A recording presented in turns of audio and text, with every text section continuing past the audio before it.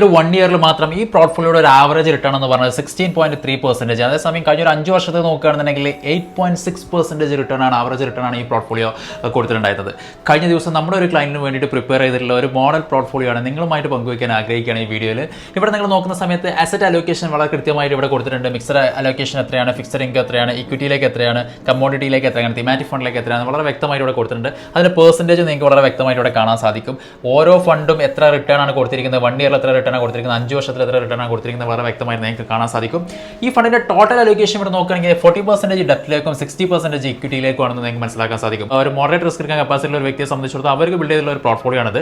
International mutual ഫണ്ടിൽ എങ്ങനെയാണ് നിക്ഷേപം നടത്തേണ്ടത്, ഏതെല്ലാം പ്ലാറ്റ്ഫോമാണ് സെലക്ട് ചെയ്യേണ്ടത്, എൻ്റെ റിസ്ക് പ്രൊഫൈൽ അനുസരിച്ച് എൻ്റെ ഫൈനാൻഷ്യൽ ഗോൾ അനുസരിച്ച് എങ്ങനെയാണ് ഒരു പോർട്ട്ഫോളിയോ ബിൽഡ് ചെയ്യേണ്ടത് തുടങ്ങിയിട്ടുള്ള വിശദാംശങ്ങളൊക്കെ മനസ്സിലാക്കാനായിട്ട് താഴെ കാണുന്ന കോൺടാക്ട് നമ്പറിൽ ബന്ധപ്പെടാവുന്നതാണ്. ഏറ്റവും മികച്ച രീതിയിലുള്ള ഒരു പോർട്ട്ഫോളിയോ ബിൽഡ് ചെയ്യാൻ എനിക്ക് നിങ്ങളെ സഹായിക്കാൻ സാധിക്കും. Thank you so much for watching this video.